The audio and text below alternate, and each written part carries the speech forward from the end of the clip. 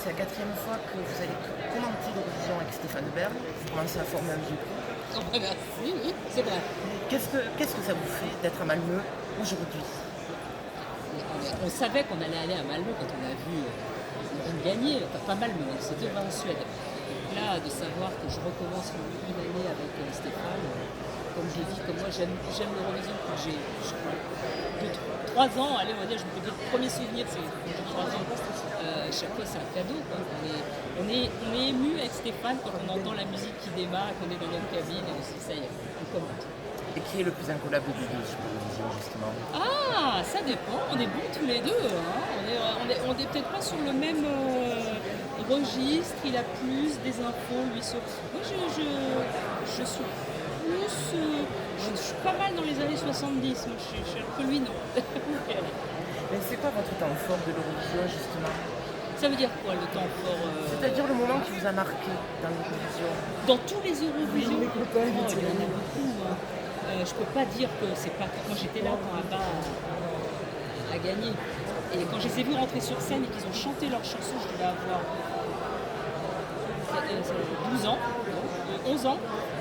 Et je me suis dit, oh, c'est génial ça, voilà. Donc je me suis dit, voilà. Donc moi j'ai vu Abba gagner, j'ai vu des groupes, j'ai vu Logan gagner 2 fois de suite. L'Irlande était très très forte à un moment. Là, j'ai vu pour la première fois de ma vie le Riverdance en attraction. C'était entre deux, c'était ce qu'on appelait l'espèce de gros tunnel qu'il y a dans l'Eurovision. Ils avaient fait venir le Riverdance que peu de gens connaissaient à l'époque, c'est en 93 ou 94. On a vu le spectacle du Riverdance qui maintenant fait le monde entier. Et voilà, j'ai vu plein de choses. Et si vous étiez une chanson de l'Eurovision, une seule, laquelle vous seriez? Si la vie est cadeau de Corinne Hermès. Voilà, parce que c'est une de mes chansons, c'est peut-être ma chanson préférée. Je pense que ça va lui faire plaisir puisqu'elle nous écoute pour Mais je l'adore et elle le sait parce que je lui écris tout le temps. Et le slogan de cette année de l'Eurovision, c'est United by Music, unis par la musique. Qu'est-ce qui vous évoque ce slogan? Et en fait, c'est la base de l'Eurovision. C'est pour ça qu'on vient, c'est pour ça aussi, pas que l'on vient, mais aussi qu'on la regarde, parce qu'il n'y a pas que les gens qui sont à l'Eurovision.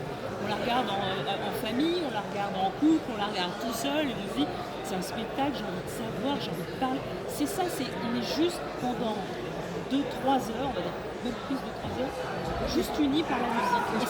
Et c'est la base, et on devrait s'arrêter là. Justement, ça allait être ma prochaine question. Donc là, l'Eurovision 2024 est organisée dans un contexte un peu particulier. Il y a des tensions, il y a des polémiques par rapport à la présence d'Israël. Comment vous comptez appréhender cela, notamment à l'antenne? Alors à l'antenne, on ne compte rien du tout parce que nous on est là ni pour juger les chansons, parce que c'est pas à nous de juger, d'ailleurs c'est au public de les juger, mais alors encore moins pour juger les pays et les événements. Les gens vont allumer leur télé, ils vont entendre le générique, ils ont envie de s'amuser, ils ont envie de passer un bon moment, ils n'ont pas envie d'entendre Laurence Boccolini et Stéphane Bern donner leur avis sur la politique extérieure, sur les événements, ils ont vécu ça toute la semaine et ils ont leurs idées, donc ce n'est pas à nous de leur apporter ça, nous on n'est pas là pour ça. Justement, unis par la musique, unis par Slimane. Oui, bah oui. Donc Slimane qui est actuellement dans le top 5 des bookmakers avec mon ami, sa prestation a fait cette impression au sein du centre média. Quelles sont ces chances selon vous? Moi je le dis et je le répète sans aucun. C'est pas une critique, hein, mais je pense que cette année, je l'avais vu aussi parce que vous avez vu le demi-finale, c'est quand même très basé sur les performances. Bon, il y a beaucoup de lumière, il y a beaucoup de jeux, il y a beaucoup de danseurs, il y a beaucoup de trucs, il y a beaucoup de. Enfin, ça bouge beaucoup, c'est très. Ça occupe beaucoup la scène, il y a beaucoup de provocations, mais qui sont assez drôles aussi. Il y a des. Voilà, c'est très présent, c'est pas dépouillé. Et quand on a des belles chansons, moi ça me rappelle beaucoup quand le Portugal a gagné, parce que je trouvais que c'était fabuleux, cette chanson toute douce qui arrivait, et tout le monde était sous le charme.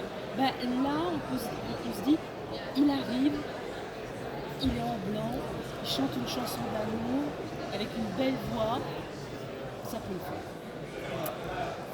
On l'espère en tout cas, on l'espère. Et, ça nous fera moins loin aller à Paris, hein, on sera direct à Paris. Ça fera les économies. C'est ça, ça fera les économies. Et je suppose que vous avez écouté les 36 autres chansons. Ah bah oui, on est obligé, oui. Quels sont vos favoris? personnel. Par cinéma, moi j'aime bien la Suisse, je trouve que c'est très bien. L'Ukraine, c'est très joli. J'aime bien la Suisse. Voilà. Mais je sais pas, alors j'aime beaucoup la Lettonie, tout le monde fait ah bon, et je sais pas pourquoi tout le monde dit ah bon. Oui, parce que je trouve qu'il est très émouvant quand il chante, c'est assez simple, voilà, c'est assez dépouillé. Et la Norvège, ça me plaît bien, j'aime beaucoup les rock gothiques qui viennent des pays de... On dit souvent que l'Eurovision est un marathon pour un artiste, mais c'est également le cas pour le commentateur, puisque c'est 4 heures de directation, plus de 4 heures. Comment on se prépare à cet exercice? On ne boit plus à partir de 17 ans. C'est tout. On se prépare que comme ça. On ne boit plus rien, on ne mange pas. Alors, Là, tu auras une belle surprise. alors là, il paraît qu'on est, en principe, on ne peut plus boire. À 17h avec Stéphane, on arrête tout. Parce qu'on ne peut pas redescendre. Donc, Là, les toilettes sont à côté de la cabine. oh, extraordinaire, on va pouvoir les faire pipi tout le temps. On se prépare, on est concentré parce que. Mais ça passe vite et ça passe pas vite. C'est-à-dire que ça passe vite parce qu'on est dans le show, au quart de show. Ce qui ne passe pas vite et là où il faut qu'on soit très concentré, c'est tout ce qu'il y a après. Les votes, les numéros qui arrivent, voilà, tout ce qui entre et on est très concentré pour rien rater. Donc on se prépare. Mais on se prépare pas vraiment. Nous on sait que quand on arrive à l'Eurovision, c'est un travail qu'on connaît par cœur et c'est un job qu'on aime. Vous répétez les commentaires au préalable? Ah non, jamais. Non. Ce soir, on se cale au niveau du temps. C'est-à-dire qu'on va voir si on est trop long ou si... Parfois, on a des surprises, comme par exemple à Turin, où Mika, qui présentait, décidait tout d'un coup de changer ses textes. Nous, on a un conducteur, il disait plus le texte. Là, il fallait qu'on meuble. C'est très particulier, tu vois. Alors, lors de votre première fois au commentaire, c'était en 2021, à Rotterdam. Oui. Vous aviez connu une certaine adrénaline, puisque Barbara Pravi avait failli gagner. Qu'est-ce qui se passe dans ces moments-là? Comment on appréhende la chose en tant que commentateur? C'était un stress de fou. En plus, notre cabine était vitrée. Est-ce qu'elle est vitrée? Non, c'était vitré et nous étions juste à côté de Graham Norton, qui est mon idole, comme pour l'Angleterre. Donc j'avais été l'enquiquiner un petit peu avant, et j'avais dit à quel point je l'aimais. Et il m'avait dit Barbara Pravi, wonderful. Et dès que Barbara, il était debout dans la cabine et il chantait.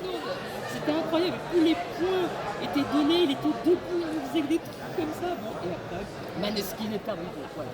Mais j'aime bien Maneskin aussi. Je dois dire, c'était vraiment un groupe adorable parce que moi je les ai vus avant monter sur scène. C'était absolument divin, adorable, poli, gentil.